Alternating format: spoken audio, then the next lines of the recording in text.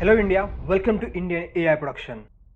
Machine Learning and Data Science, Beginner to Professional Hands-on Python course in Hindi. इसमें data preprocessing and feature engineering tutorial में हम continue करने जा रहे हैं डेटा क्लीनिंग को। और इसमें हम क्या करेंगे, इसमें हम मिसिंग वैल्यू को इंप्यूट करेंगे बाय क्लास। मतलब हमारे पास न्यूमेरिकल डेटा सेट है और उस न्यूमेरिकल डेटा सेट में कुछ वैल्यू प्रेजेंट नहीं है, तो उस जगह पे हम वैल्यू को इंप्यूट करेंगे बाय क्लास वेरिएबल का इस्तेमाल करके। तो चलिए इस ट्यूटोरियल में हम क्या देखेंगे इसके बारे में हम डिस्कस करते हैं। तो जैसा कि हमने लास्ट ट्यूटोरियल में डिस्कस किया था कि हमारे पास जो वैल्यू मिसिंग है उस जगह पे हम रो और या कॉलम को डिलीट करेंगे। नेक्स्ट यहाँ पे हम आज डिस्कस करने वाले filling missing value manually, global constant, और जैसे कि हमने लास्ट ट्यूटोरियल में डिस्कस किया था measure of central tendency by mean और मीडियन। और आज के इस ट्यूटोरियल में हमारा मेन टॉपिक है measure of central tendency for each class. तो चलिए हम लास्ट ट्यूटोरियल में क्या डिस्कस किया था इसके बारे में हम थोड़ा जान लेते हैं। तो जैसे कि हमने लास्ट ट्यूटोरियल में डिस्कस किया था कि हमारे पास एक न्यूमेरिकल वेरिएबल है, राइट। जैसे एग्जांपल यहाँ पे सैलरी वेरिएबल है और इस जगह पे वैल्यू प्रेजेंट नहीं है, तो हम क्या करेंगे, जस्ट इस वेरिएबल का हम मीन या मीडियन लेंगे और उसके बाद जो हमें वैल्यू मिलेंगी उस वैल्यू को मिसिंग वैल्यू की जगह पे इंप्यूट करेंगे। तो हमने ये काम कर लिया था लास्ट ट्यूटोरियल में, और आपने लास्ट ट्यूटोरियल नहीं देखा होगा तो उसको देखना बहुत जरूरी है। और उसी के साथ उसके पिछले का ट्यूटोरियल, मतलब 2 ट्यूटोरियल आपको देखना जरूरी है, तभी आपको आज का ट्यूटोरियल सही तरीके से समझ में आएगा। तो जैसे कि यहाँ पे एक प्रॉब्लम ये है, आप देख सकते हो जावा डेवलपर और पाइथन डेवलपर, यहाँ पे दोनों की सैलरी सेम बिल्कुल नहीं रह सकती। लेकिन हमने क्या किया था, मीन और मीडियन का इस्तेमाल करके जो सैलरी वेरिएबल है उसमें हमने सेम वैल्यू को इंप्यूट किया था। जैसे कि यहाँ पे आप देख सकते हो 41,250 ये हमारी सैलरी थी पाइथन डेवलपर की, हमने इंप्यूट किया था। उसी के साथ जावा डेवलपर की हमने सैलरी सेम इंप्यूट की है। लेकिन इसमें प्रॉब्लम आ जाएगा, और यही प्रॉब्लम को सॉल्व करने के लिए हमने क्या किया, हमने दूसरी मेथड का इस्तेमाल किया। यहाँ पे हम क्या करेंगे, major of central tendency for each class. मतलब हम क्या करेंगे, जो क्लास वेरिएबल है उसका सपोर्ट लेके जो न्यूमेरिकल वेरिएबल है उसमें हम वैल्यू को इंप्यूट करेंगे। मतलब लॉजिक सिंपल है। यहाँ पे हम क्या करेंगे, जैसे कि देख सकते हो जावा डेवलपर, ये जो डेवलपर वेरिएबल है ये कैटेगरिकल वेरिएबल है, राइट। तो इसमें हम क्या करेंगे, इसमें डिफरेंट डिफरेंट क्लासेस है, जैसे कि जावा एक क्लास है और पाइथन एक क्लास है। तो हम क्या करेंगे, जितने भी जावा डेवलपर की जो सैलरी है उस सैलरी का हम मीन लेंगे, और मीन लेने के बाद जो भी जावा डेवलपर की सैलरी प्रेजेंट नहीं है उस जगह पे हम वैल्यू को इंप्यूट करेंगे। उसी तरीके से पाइथन डेवलपर की जितनी भी सैलरी हमारे पास प्रेजेंट है उसका मीन या मीडियन लेंगे, और उसके बाद जो पाइथन डेवलपर की सैलरी प्रेजेंट नहीं है उस जगह पे हम उस वैल्यू को इंप्यूट करेंगे। तो इससे क्या होता है कि हमारा जो डेटा है उसको जब हम इंप्यूट करते हैं तो उसकी एक्यूरेसी हाई हो जाती है।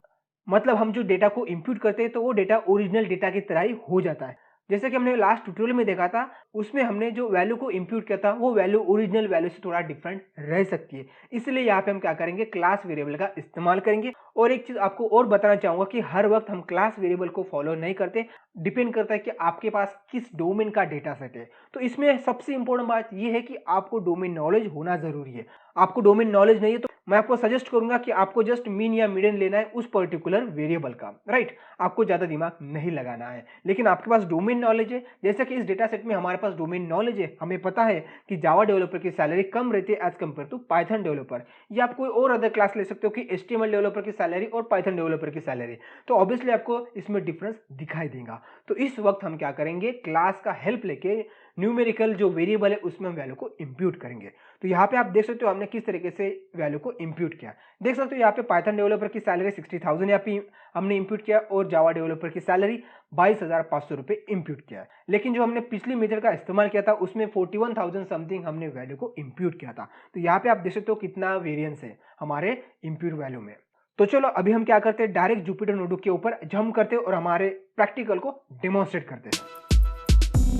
यहाँ पे मैं आपको फिर से एक बार रिक्वेस्ट करूंगा कि हमने लास्ट ट्यूटोरियल में डिस्कस किया था missing value imputation by mean और मीडियन, तो उसको आपको देखना जरूरी है। और उसी के साथ इसका पिछला ट्यूटोरियल था उसको भी देखना जरूरी है, क्योंकि यहाँ पे हमने बहुत सारा कोड लाइन बाय लाइन आपको एक्सप्लेन किया, और इस कोड को मैक्सिमम तौर पर हम आज के ट्यूटोरियल में कॉपी पेस्ट करेंगे, क्योंकि हमने चाहते हैं कि आपका टाइम वेस्ट हो और आपको लेक्चर बोर लग जाए। इसलिए हम क्या करेंगे, टाइम सेव करने के लिए और रिपीटेटिव टास्क को कम करने के लिए हम कोड को कॉपी पेस्ट करेंगे जो रिपीटेटिव है। तो चलो आज के ट्यूटोरियल के ऊपर हम जंप करते हैं। तो जैसे कि देख सकते हो हमारा टाइटल है डेटा क्लीनिंग, और इसमें हम क्या करेंगे, न्यूमेरिकल मिसिंग वैल्यू को इंप्यूट करेंगे बाय क्लास का इस्तेमाल करके, मतलब कैटेगरिकल वेरिएबल का इस्तेमाल करके। तो चलो सबसे पहले हमें क्या करना है, हमें इंपोर्ट करना है लाइब्रेरीज को। तो यहाँ पे हमने लाइब्रेरीज को इंपोर्ट कर दिया है, numpy, pandas, matplotlib और cbol। तो चलो इसको एग्जीक्यूट करते हैं। हमारे लाइब्रेरी इंपोर्ट हो चुके हैं। नेक्स्ट हमें क्या करना है, हमें डेटा को लोड करना है। तो हमने डेटा को लोड किया है गूगल ड्राइव से, तो चलो इसको एग्जीक्यूट करते हैं। और यहाँ पे हमने कौन सा डेटा लिया है, हाउस प्राइस प्रेडिक्शन का हमने डेटा लिया है, और इसके बारे में भी हम लास्ट ट्यूटोरियल में डिस्कस कर चुके हैं। और यहाँ पे और एक चीज़ का ध्यान रखूंगा, आपने लास्ट ट्यूटोरियल नहीं देखा होगा, बताना चाहूँगा कि जब भी आप कोई ऑर्गेनाइजेशन में काम करते हो तो आपके लोकल सिस्टम में डेटा नहीं रहता है, आपका डेटा डेटाबेस में रहता है, और डेटाबेस का आपको पाथ मिलता है, और उस पाथ का इस्तेमाल करके उस डेटा को आपको लोड करना पड़ता है। तो इसके बारे में आपको समझना पड़ेगा। तो चलो अब हम डेटा को लोड करते हैं, और यहाँ पे आप देख सकते हो हमारा डेटा लोड हो चुका है। और आपको डेटा देखना है तो डेटा फ्रेम डॉट आप शेप देख सकते हो, और हमारे डेटा फ्रेम का शेप है 1460 रोज है और 81 फीचर्स है, मतलब 81 कॉलम्स है। अब हम क्या करते हैं, हमें पूरे डेटा सेट को देखना है, तो उसमें पूरे के पूरे कॉलम्स और रो हमें देखना है, इसलिए हमने डिस्प्ले किया मैक्सिमम कॉलम्स और मैक्सिमम रो। चलो इसको एग्जीक्यूट करते हैं, और हमारा जो डेटा फ्रेम है डॉट हेड लेते हैं। यहाँ पे आप डेटा फ्रेम का हेड देख सकते हो, हमारे पास टोटल 81 कॉलम्स है और 1460 रोज है। ठीक है, तो ये हमारा डेटा सेट है, कैटेगरिकल वेरिएबल है और न्यूमेरिकल वेरिएबल है।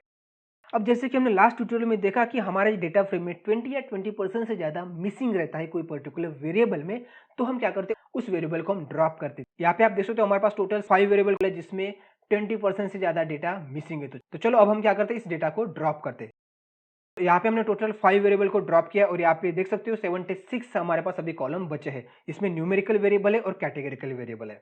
लेकिन हमारे आज के ट्यूटोरियल का मकसद यही है कि हमारे पास जो न्यूमेरिकल डेटा है उसमें हमें वैल्यू को इंप्यूट करना है। तो हम क्या करेंगे, सिर्फ और सिर्फ हमारे डेटा फ्रेम में से न्यूमेरिकल वेरिएबल लेंगे। तो यहाँ पे हमने बता दिया कि भाई इंटीजर 64 और फ्लोट 64 डेटा टाइप का जो कॉलम है उसको हम यहाँ पे एक्सेस करेंगे। तो यहाँ पे आप देख सकते हो हमारे पास ये डेटा मिल चुका है 38 कॉलम्स, मतलब 38 हमारे पास कॉलम्स है जिसमें न्यूमेरिकल डेटा है। अब हमें चेक करना है कि हमारा जो डेटा फ्रेम है, डेटा फ्रेम 3 अंडरस्कोर न्यूमेरिक, इसमें कितने वेरिएबल्स मिसिंग है। तो उसके लिए हम क्या करेंगे, इज नल करेंगे, और उसके बाद डॉट लेंगे और सम करेंगे। और यहाँ पे आप देख सकते हो हमारे पास लॉट फ्रंटेज में 259 जो वैल्यूज है वो मिसिंग है। उसी के साथ आप देख सकते हो मास विनर, इसमें टोटल 8 वैल्यूज मिसिंग है। और उसी के साथ नीचे आप देख सकते हो गैरेज वायर बिल्ट, इसमें टोटल 81 वैल्यूज मिसिंग है। और इसके अलावा हमारे पास कोई वेरिएबल नहीं जिसमें वैल्यू मिसिंग है।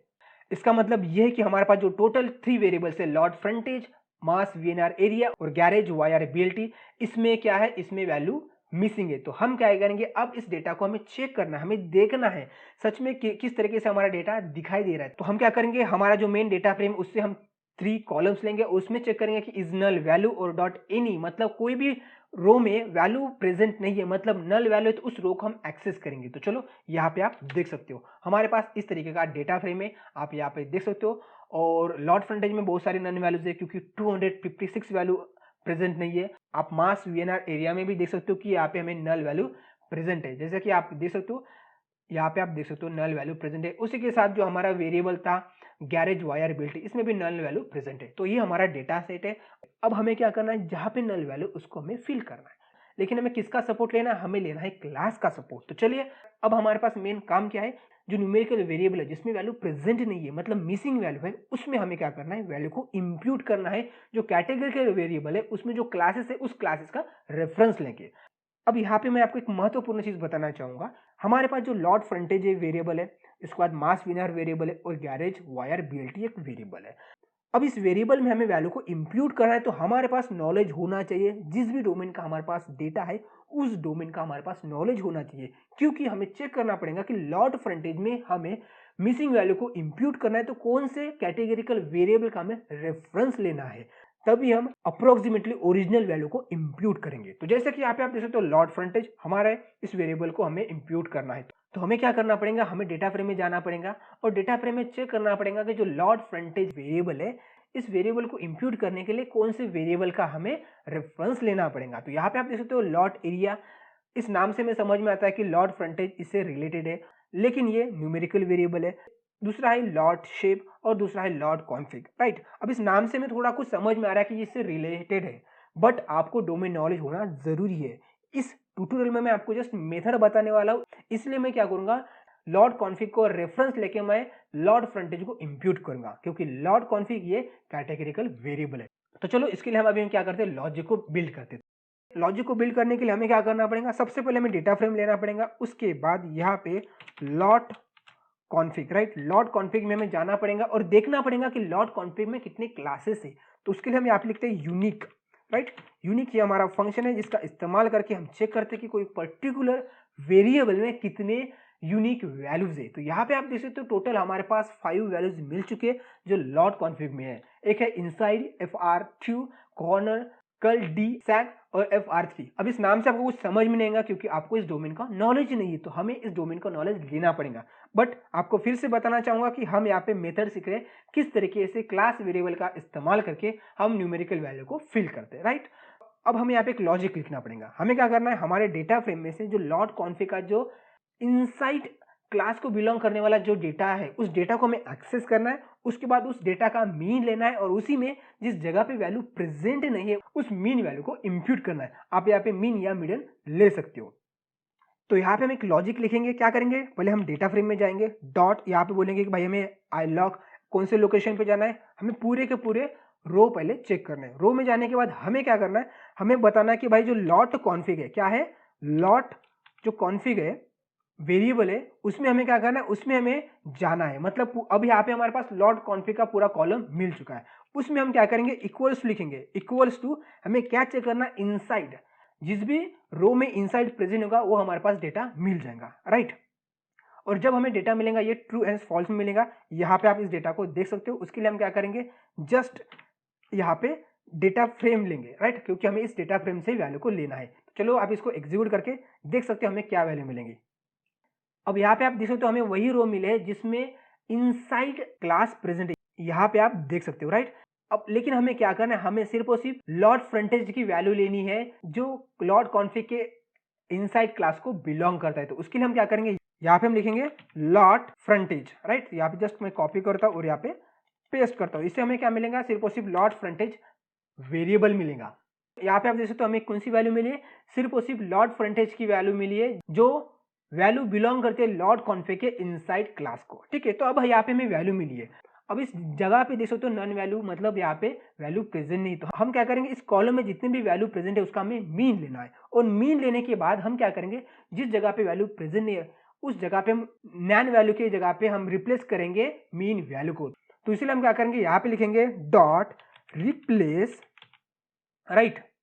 और रिप्लेस में हम क्या करेंगे, np डॉट नैन, मतलब नैन वैल्यू की जगह पे हमें रिप्लेस करना है। कौन से, मीन वैल्यू को रिप्लेस करना है। मीन वैल्यू किसकी लेनी है, जो हमारा ये वेरिएबल है, राइट, ये जो हमारा डेटा सेट है इसका हमें मीन लेना है। तो उसके लिए हम क्या करेंगे, जस्ट कॉमा के बाद यहाँ पे इस कोड को पेस्ट करेंगे, उस वेरिएबल को पेस्ट करेंगे और लिखेंगे डॉट मीन। क्या लिखेंगे, डॉट मीन। तो हमें मीन वैल्यू मिल चुकी है। तो चलो इसको एग्जीक्यूट करते हैं और हमें क्या आउटपुट मिला है आप चेक कर सकते हो। तो यहाँ पे आप देख सकते हो जो नन वैल्यू प्रेजेंट थी उस जगह पे हमने मीन वैल्यू को प्लेस कर चुके हैं। अब यहाँ पे देख सकते हो कोई भी मिसिंग वैल्यू प्रेजेंट नहीं है, लेकिन हमने ये सिर्फ और सिर्फ एक क्लास को किया है। बट हमें हर एक क्लास को करना है। तो उसके लिए हम क्या करेंगे, जस्ट इस कोड को कॉपी करेंगे और नेक्स्ट सेल में हम क्या करेंगे, यहाँ पे फॉर लूप को इस्तेमाल करेंगे, जिससे हम क्या करेंगे, लॉट कॉन्फ़िग में जितने भी क्लासेस है उस क्लासेस को बिलोंग करने वाला जो लॉट फ्रंटेज है उसमें जहाँ पे वैल्यू प्रेजेंट है उसमें फिल करेंगे। तो चलो यहाँ पे मैं इसको फॉर लूप लगाते हैं, फॉर लेते हैं और फॉर हमें क्या करना है, हमें बताना है कि भाई लॉट कॉन्फ़िग में जितने भी क्लासेस है, क्या है, जितने भी क्लासेस है उस क्लासेस को हमें एक्सेस करना पड़ेगा। तो यहाँ पे लेते हैं var अंडरस्कोर, एक नाम लेते हैं क्लास, राइट। इन करेंगे, क्या करेंगे, डेटा फ्रेम से हम लेंगे लॉट कॉन्फ़िग को। क्या करेंगे, लॉट कॉन्फ़िग में जाएंगे और लॉट कॉन्फ़िग में जाने के बाद डॉट यूनिक लेंगे, क्योंकि इसमें जितने भी क्लासेस है हमारे पास क्लासेस आएंगे और इसके बाद वन बाय वन हमारा डेटा क्लीन होगा, राइट। अब हमें यहाँ पे क्या करना है, ये तो हमारे पास जो डेटा मिला था इससे जो हमारा मेन डेटा फ्रेम था उसमें कुछ भी चेंजेस नहीं हुआ था, राइट। तो हमें क्या करना पड़ेगा, यहाँ पे जस्ट हम क्या करते हैं, एक हमारा जो मेन डेटा सेट उसकी हम कॉपी बनाते हैं। तो यहाँ पे लिखते हैं डेटा फ्रेम अंडरस्कोर कॉपी और हम कॉपी किसकी कर रहे हैं, डेटा फ्रेम डॉट कॉपी, जो हमारा मेन डेटा है उसकी हम कॉपी करेंगे, राइट।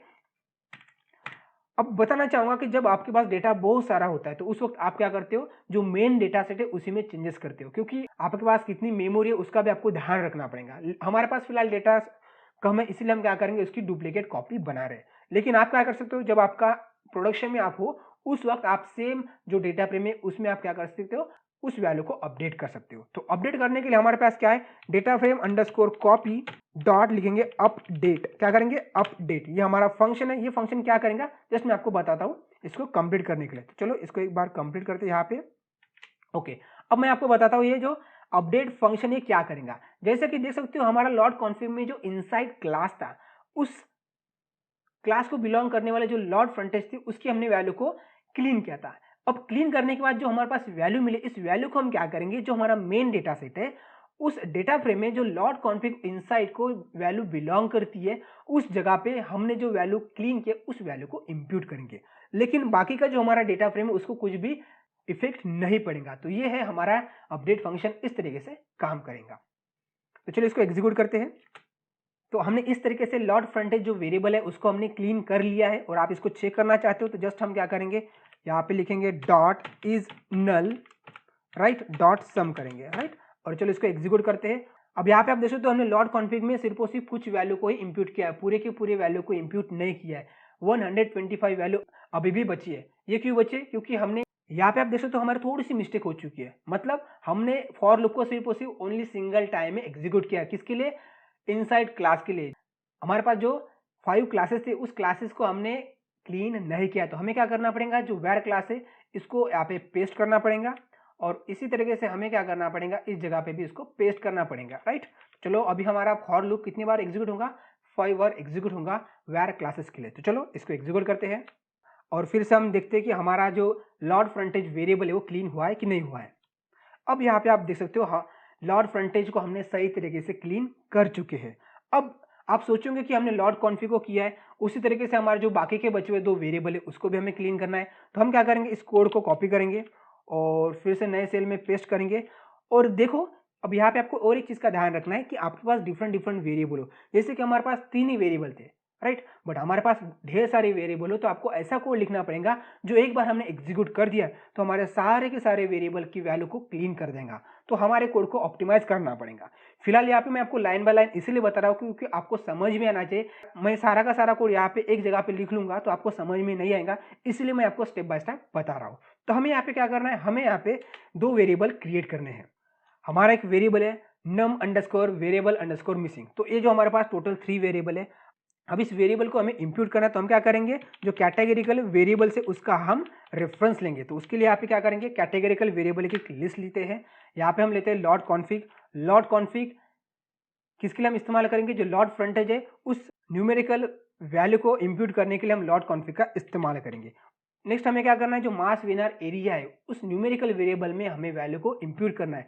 अब हमें चेक करना पड़ेगा कि इस न्यूमेरिकल वेरिएबल में किस वेरिएबल का रेफरेंस लेना है, मतलब कौन से कैटेगरिकल वेरिएबल का हमें रेफरेंस लेना है। तो जैसे कि यहाँ पे आप देख सकते हो जो मास विनर एरिया है उसके लिए हम क्या करेंगे, मास विनर टाइप वेरिएबल का इस्तेमाल करेंगे, इसका रेफरेंस लेंगे।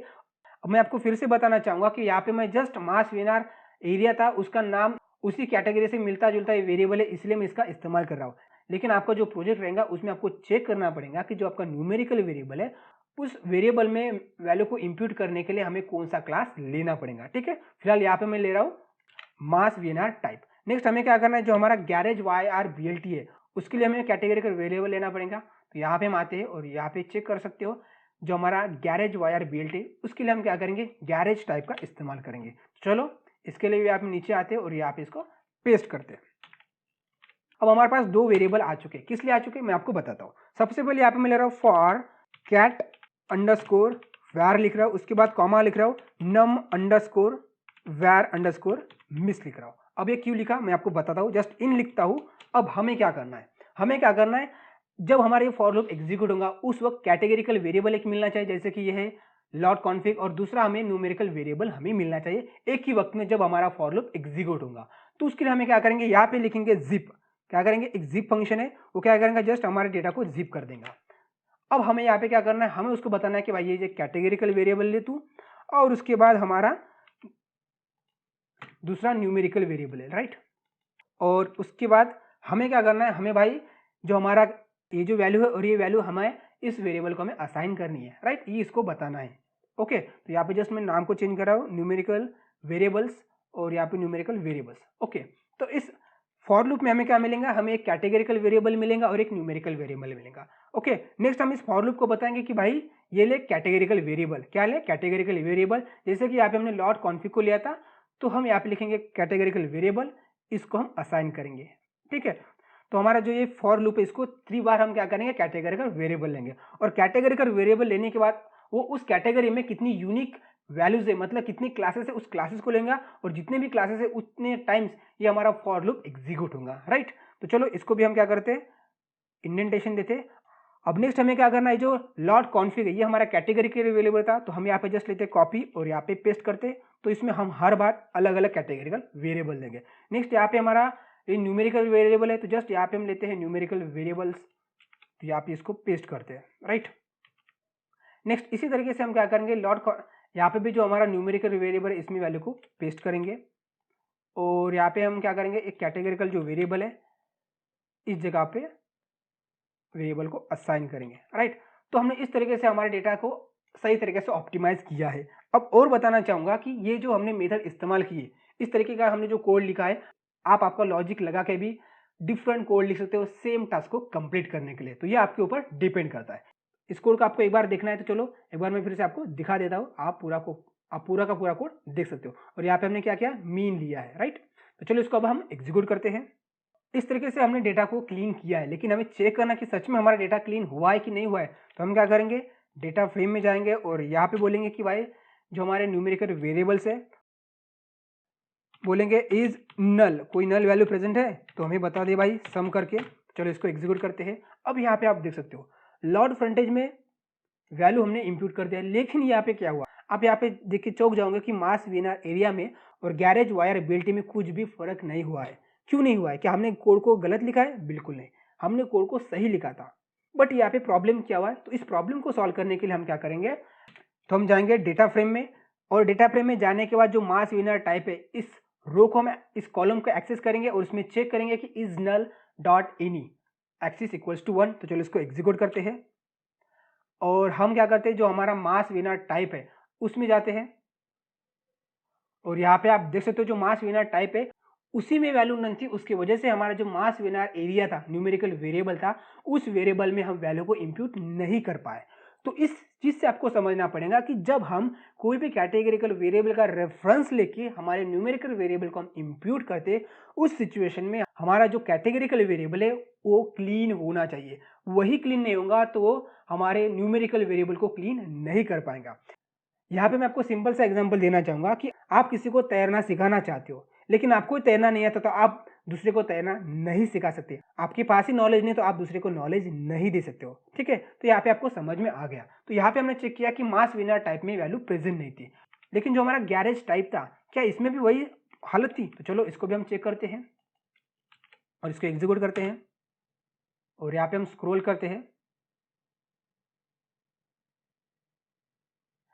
ओके, तो यहाँ पे आप देख सकते हो जो हमारा गैरेज टाइप था, राइट, गैरेज टाइप में भी नन वैल्यू थी। यहाँ पे आप देख सकते हो पूरी जगह पे नन वैल्यू है, उसकी वजह से हमारा जो गैरेज वायर बीएलटी है ये इंप्यूट नहीं हुआ है। राइट, तो इस चीज का आपको ध्यान रखना पड़ेगा कि जब हम न्यूमेरिकल वेरिएबल को इंप्यूट करना चाहते कैटेगरिकल वेरिएबल का रेफरेंस लेंगे तो उसमें पहले वैल्यू क्लीन होनी चाहिए, नहीं तो हम क्या करेंगे, जो हमारा न्यूमेरिकल वेरिएबल है उसमें प्रॉब्लम आ सकती है। तो अभी हम क्या करेंगे, हम जस्ट आपको डेमोन्स्ट्रेशन दिखाने के लिए जो हमने दो कैटेगरिकल वेरिएबल लेते उस जगह पे हम कोई दूसरे वेरिएबल को इंप्यूट करेंगे। राइट, तो जैसे कि मास विनर टाइप और गैरेज टाइप में हम क्या करेंगे, दूसरे जो दो कैटेगरिकल वेरिएबल उसको इंप्यूट करेंगे। तो यहाँ पे मैंने लिया एक्सटीरियर सेकंड और किचन क्वालिटी। राइट, और इस वेरिएबल को आप देखना चाहते हो तो जस्ट यहाँ पे आ सकते हो। जो हमारा किचन क्वालिटी है इसमें कैटेगरिकल वेरिएबल है, ये हमने किसके रेफरेंस के लिए लिया है, गार्बेज वायर बीएलटी के लिए। और जो हमारा मास विनर एरिया था उसके लिए हमने किसका इस्तेमाल किया है, जो एक्सटीरियर सेकंड लिया है। राइट, तो यहाँ पे जस्ट हमने कैटेगरिकल वेरिएबल है, आपको डेमोन्स्ट्रेशन दिखाने के लिए यहाँ पे मैंने कैटेगरिकल वेरिएबल है, यहाँ पे मैंने डोमेन का नॉलेज लेके काम नहीं किया है। लेकिन आप आपका डेटा को इंपुट करेंगे तो आपको सही तरीके से सही कैटेगरिकल वेरिएबल को चुनना है। तो चलो इसको अभी हम एग्जीक्यूट करते हैं और फिर से अभी हम चेक करते हैं कि हमारा जो डेटा है उसमें नल वैल्यू प्रेजेंट है कि नहीं है। अब यहाँ पे खुशखबरी ये है कि हमने हमारे डेटा सेट को सही तरीके से क्लीन कर चुके हैं। राइट, यहाँ पे आप देख सकते हो जो हमारे 3 न्यूमेरिकल वेरिएबल थे जिसमें मिसिंग वैल्यू थी, अब उसमें कोई भी मिसिंग वैल्यू नहीं है। तो इस तरीके से आप क्या कर सकते हो, कैटेगरिकल वेरिएबल का इस्तेमाल करके उसका रेफरेंस लेके, उसके क्लासेस का रेफरेंस लेके जो न्यूमेरिकल वेरिएबल है उसमें हम वैल्यू को इंप्यूट करते हैं। और ये मेथड सबसे बेस्ट मेथड है जो हमने प्रीवियस मेथड देखी थी उससे। लेकिन इस मेथड को कंप्लीट करने के लिए आपको डोमेन का नॉलेज होना जरूरी है। अब हमने इस तरीके से डेटा को तो क्लीन किया है, लेकिन क्या हमने सच में हमारे डेटा को सही तरीके से क्लीन किया है, या हमने जस्ट वैल्यू को इंप्यूट करना था तो हमने उस वैल्यू को इंप्यूट कर लिए, इसको भी हमें चेक करना पड़ेगा। उसके लिए हम क्या करेंगे, डेटा का डिस्ट्रीब्यूशन देखेंगे। लेकिन डेटा का डिस्ट्रीब्यूशन देखने से पहले मैं आपको बताना चाहूंगा, जैसा कि मैंने यहाँ पे 2 मेथड आपको बताई थी, फिलिंग मिसिंग वैल्यू मैन्युअली और ग्लोबल कांस्टेंट। इसका मतलब क्या होता है कि हमारे पास जो डेटा है जहाँ पे नन वैल्यू थी उस जगह पे मैन्युअली कोई भी वैल्यू डालेंगे हमारे हिसाब से, या ग्लोबल कांस्टेंट मतलब 0, 99, माइनस इंफिनिटी, या कोई कैटेगरिकल वेरिएबल है तो वहाँ पे हम डालते हैं अननोन, राइट। इस तरीके की हम वैल्यू को डालते हैं। तो उसके लिए हम क्या करेंगे, जो रिप्लेस फंक्शन है उस जगह पे हम क्या करेंगे, जो हमने यहाँ पे मीन वैल्यू ली थी तो उस मीन वैल्यू की जगह पे हम कोई भी वैल्यू को देंगे, जैसे कि 0 देना है, 99 देना है, या अननोन कैटेगरिकल वेरिएबल देना है। तो इस तरीके से हम वैल्यू को डालेंगे तो उस मेथड को हम कंप्लीट करेंगे। लेकिन उस मेथड को कंप्लीट कब करना है, जब हमारे डेटा सेट में जो मिसिंग वैल्यू रैंडमली नहीं हो, तब हम इस मेथड का इस्तेमाल करते हैं मैक्सिमम तौर पे। तो चलो अब हम क्या करते हैं, हमारे डेटा का डिस्ट्रीब्यूशन देखते हैं। तो जस्ट यहाँ पे मैं क्या कर रहा हूँ, हेडिंग दे रहा हूँ, डेटा डिस्ट्रीब्यूशन, राइट। चलो इस सेल को एग्जीक्यूट करते हैं एज ए हेडिंग करके, ओके करते हैं और इसको एग्जीक्यूट करते हैं। और यहाँ पे डेटा डिस्ट्रीब्यूशन के लिए ये हमारे पास कोड है, राइट। इस कोड को हमने पिछले ट्यूटोरियल में डिस्कस कर चुके हैं। हमने यहाँ पे फिगर साइज लिए, उसके बाद sns.set बैकएंड में हमारे पास ग्रिड मिलेंगी, और उसके बाद हमने बोला कि हमारे पास जो 3 वेरिएबल्स है और उस हर एक वेरिएबल का हमें डेटा डिस्ट्रीब्यूशन दिखाना है, इसलिए हमने यहाँ पे फॉर लूप लगाया 3 टाइम्स। और यहाँ पे आप देख सकते हो हमने डिस्प्लॉट प्लॉट किया। किसका प्लॉट किया हमने, डिस्प्लॉट, जो हमारे पास ओरिजिनल डेटा सेट था जिसमें हमने न्यूमेरिकल वैल्यू को इंप्यूट नहीं किया है, उस में हर एक वेरिएबल का जो हमारे पास मिसिंग न्यूमेरिकल वेरिएबल है उसका हमें डिस्प्लॉट मिलेगा। और नेक्स्ट हमें डिस्प्लॉट किसका मिलेगा, जो हमने वैल्यू को इंप्यूट किया है, राइट। और यहाँ पे हमने एक लेबल भी दिया है, देख सकते हो लेबल और लेबल यहाँ पे। और कर्नल डेंसिटी के लिए हमने कुछ फॉर्मेट चेंजेस किया, जैसे कि लाइन विड्थ 8 लिए और कलर हमने रेड लिया, राइट। और बीन्स लिया हमने 20। और यहाँ पे हमारे पास टोटल 3 वेरिएबल है, उसके लिए हमने सब प्लॉट किया है। एक ही प्लॉट में टोटल 3 वेरिएबल्स का हमें डिस्प्लॉट शो करने के लिए। और लीजन का इस्तेमाल किस लिए किया है, जो हमारे पास लेबल है इस लेबल को शो होने के लिए। तो चलो इस कोड को एग्जीक्यूट करते हैं। अब यहाँ पे आप देख सकते हो यह है हमारा डेटा डिस्ट्रीब्यूशन। सबसे पहले आपको मैं इस डायग्राम को मैक्सिमाइज करता हूँ। ओके, तो आपको यहाँ पे डायग्राम दिखाई दे रही। यहाँ पे मैं बताना चाहूंगा कि आपको जो रेड कलर का केडी मिल रहा है ये ओरिजिनल डेटा का है, और जो ग्रीन हमें मिल रहा है ये ग्रीन किसका है, जो हमने मिसिंग वैल्यू को इंप्यूट किया उसका ये केडी है। और आपको जो हिस्टोग्राम दिखाई दे रहा है, जो ओरिजिनल है वो ब्लू में दिखाई दे रहा है, और जो हमने मिसिंग वैल्यू को इंप्यूट किया था उसका जो हिस्टोग्राम है वो आपको ऑरेंज कलर में दिखाई दे रहा है। तो सबसे पहले हम देखते हैं लॉर्ड फ्रंटेज। और लॉर्ड फ्रंटेज में आप देख सकते हो कि हमारा जो ओरिजिनल डेटा सेट था उसका जो डिस्ट्रीब्यूशन था और हमने जो मिसिंग वैल्यू को इंप्यूट किया उसका डिस्ट्रीब्यूशन नियर अबाउट सेम है, एग्जैक्ट सेम है। आपको यहाँ पे देख सकते हो सिर्फ और सिर्फ जो हमारी मीन वैल्यू थी वो वैल्यू ज़्यादा होने की वजह से यहाँ पे थोड़ा हमारा जो डिस्ट्रीब्यूशन है वो बढ़ गया है। लेकिन हमने जो मेथड का इस्तेमाल किया था उस मेथड का इस्तेमाल करने से हमारा जो डेटा डिस्ट्रीब्यूशन था उसमें कोई भी ज़्यादा चेंजेस नहीं हुआ है। इसका मतलब ये होगा कि हमने सही तरीके से हमारे डेटा को क्लीन किया है। नेक्स्ट यहाँ पे आप देख सकते हो मास विनर में इसमें ज़्यादा चेंजेस नहीं है, क्योंकि देख सकते हो टोटल हमारे पास 80 वैल्यू मिसिंग थी। नेक्स्ट यहाँ पे आप देख सकते हो गैरेज वायर बीएलटी, इसमें थोड़ा सा चेंजेस हुआ है, लेकिन हमारा जो मेन डेटा डिस्ट्रीब्यूशन था उसमें कोई भी मैक्सिमम चेंजेस नहीं दिखाई दे रहा है। तो इस तरीके से हम समझ सकते हैं कि हमारा जो डेटा सेट है जिसमें हमने मिसिंग वैल्यू को इंप्यूट किया ये तरीका सही था, क्योंकि हमारा जो डेटा डिस्ट्रीब्यूशन था वो बरकरार है, मतलब वो कांस्टेंट है। अब हम क्या करेंगे, हमने मीन वैल्यू का इस्तेमाल करके डेटा का डिस्ट्रीब्यूशन देखा था, मतलब मीन मेथड का इस्तेमाल करके हमने हमारे डेटा में जो मिसिंग वैल्यू थी उसको क्लीन किया था। अब यहाँ पे हम क्या करेंगे, यहाँ पे हम करेंगे मीडियन का, राइट। मीडियन मेथड का इस्तेमाल करके हम डेटा को क्लीन करेंगे, राइट। तो चलो इसको एग्जीक्यूट करते हैं इस हेडिंग को, और यहाँ पे कोड को पेस्ट करते हैं। और जस्ट आपको क्या करना है, जस्ट सिंपल आपको चेंजेस करना है। जो हमारा मेन कोड है उसमें हमने जो मीन लिखा था उस जगह पे हमें जस्ट मीडियन फंक्शन का इस्तेमाल करना है, राइट। तो हमने यहाँ पे लिखा मीडियन, और हमारा जो डेटा फ्रेम है उसका हम थोड़ा चेंजेस करते हैं, कॉपी लिखते हैं और यहाँ पे लिखते हैं मीडियन, राइट। और उसी तरीके से हम अपडेट भी उसी डेटा फ्रेम को करेंगे। तो चलो इसको एग्जीक्यूट करते हैं। तो इस मेथड से भी हमारा डेटा क्लीन हुआ है कि नहीं हुआ है ये हम चेक करेंगे। तो जस्ट यहाँ पे लिखेंगे कॉपी, तो यहाँ पे हम क्या करेंगे, हमारा जो डेटा फ्रेम है इसको दे देते हैं और चलो इसको एग्जीक्यूट करते हैं। तो देख सकते हो इस मेथड से भी हमने जो हमारा डेटा फ्रेम में मिसिंग वैल्यू प्रेजेंट थी उसको हमने क्लीन किया है। अब हम क्या करेंगे, हम इस तरीके से डिस्ट्रीब्यूशन लेंगे।